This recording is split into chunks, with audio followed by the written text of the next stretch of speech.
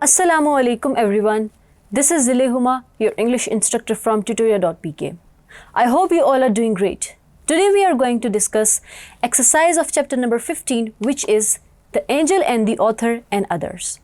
Now let's move on to the first question of the exercise, where we are going to discuss short questions and answers.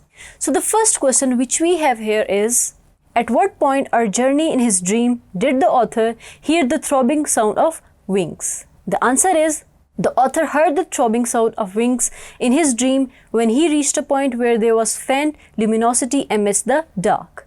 Second question is, what time of the year was it? The answer is, it was about a fortnight after Christmas when the author had the dream. The third question is, what does the author like about Christmas? The answer is, the author likes Christmas because it brings out the essential goodness in people. They become generous, noble, and helpful during this time of the year. Fourth question is, write down the good deeds the author has admitted are a great joy on Christmas.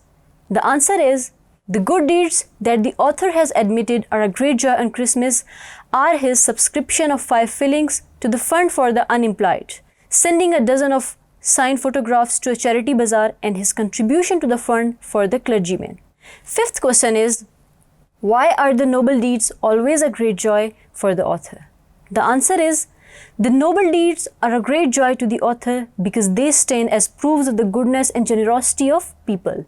They make them truly helpful and kind to others and provide spiritual contentment.